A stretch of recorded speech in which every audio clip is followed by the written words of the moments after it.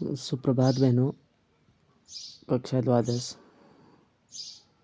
आज जो हमारा पाठ है भक्तिन, उसको आगे देखते हैं। किस प्रकार से भक्तिन के जीवन का जो दूसरा परिच्छेद है वो कैसा रहा, उसके विषय में जानते हैं। जीवन के दूसरे परिच्छेद में भी सुख की अपेक्षा दुख ही अधिक है। जब उसने गेहुए रंग और बटिया जैसे मुख वाली कन्या के 2 संस्करण कर डाले, तब सास और जेठानियों ने ओठ बिचकाकर उपेक्षा प्रकट की।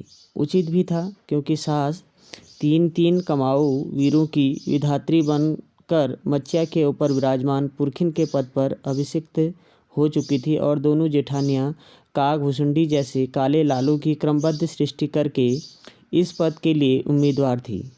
छोटी बहू के लीक छोड़कर चलने के कारण उसे दंड मिलना आवश्यक हो गया। जेठानियाँ बैठकर लोग चर्चा करती और उनके कलूटे लड़के धूल उड़ाते। वो मट्ठा फेरती, कूटती, पीसती, रांधती और उसकी नन्ही लड़कियां गोबर उठाती, कंडे थापती। जेठानियाँ अपने भात पर सफ़ेद राख रखकर गाढ़ा दूध डालती और अपने लड़कों को औंठते हुए दूध पर से मलाई उतार कर खिलाती। वह काले गुड़ की डली के साथ कटौती में मट्ठा पाती और उसकी लड़कियां चने बाजरे की घुरकी चपाती। कहने का आशय ये है कि उसकी 2 लड़कियां हुई, जिससे जो है उसको जो है हे दृष्टि से देखा जाने लगा, जबकि सास के पहले से 3 लड़के थे।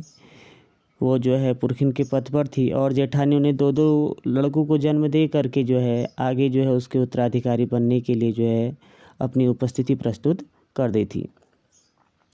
इस विधान के भीतर कोई ऐसी धारा नहीं थी जिसके अनुसार खोटे सिक्कों की टकसाल जैसी पत्नी से पति को विरक्त किया जा सकता।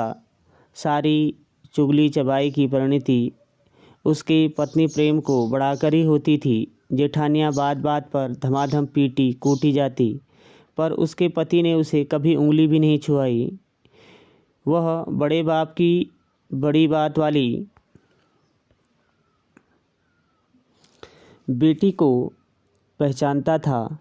इसके अतिरिक्त परिश्रमी, तेजस्विनी और पति के प्रति रोम रोम से सच्ची पत्नी को वह चाहता भी बहुत रहा होगा, क्योंकि उसके प्रेम के बल पर ही पत्नी ने अलगोछा करके सबको अंगूठा दिखा दिया, यानी सबसे अलग हो गई। काम वही करती थी, इसलिए गाय भैंस, खेत खलियान, अमराई के पेड़ आदि के संबंध में उसी का ज्ञान बहुत बड़ा चढ़ा था।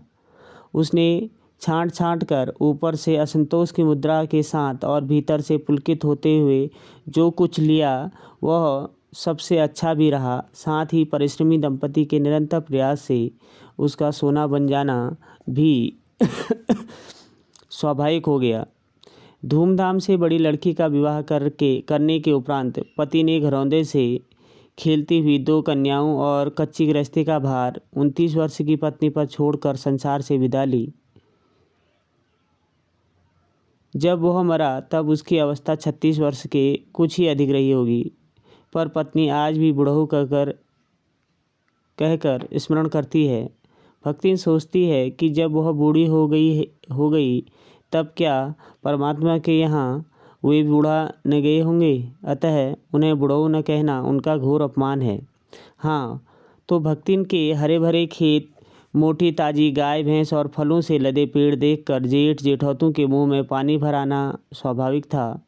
इन सब की प्राप्ति तो तभी संभव थी जब भैयहू दूसरा घर कर लेती, पर जन्म से खोटी भक्तिन इनके चकमे में आई ही नहीं। उसने क्रोध से पांव पटक पटक कर आंगन को कंपायमान करते हुए कहा, हम कुकुरी बिलारी न होई, हमार मन पुसाए तो हम दूसरे के जाब, नहीं तो तुम्हार पचे की छाती में हो रहा भुजब और राज करब, समझो रहो। उसने ससुर, अजिया ससुर और न जाने कै पीढ़ियों के ससुरगणों की उपार्जित जगह जमीन में से सुई की नोक के बराबर भी देने की उदारता नहीं दिखाई। इसके अतिरिक्त गुरु के कान फुकवा, कंठी बांध और पति के नाम पर घी से चिकने केसों को समर्पित कर अपने कभी न टलने की घोषणा कर दी। भविष्य में भी संपत्ति सुरक्षित रखने के लिए उसने छोटी लड़कियों के साथ हाथ पीले कर उन्हें ससुराल पहुंचाया और पति के चुने हुए बड़े दामाद को घर जमाई बनाकर रखा। इस प्रकार उसके जीवन का तीसरा परिच्छेद आरंभ हुआ।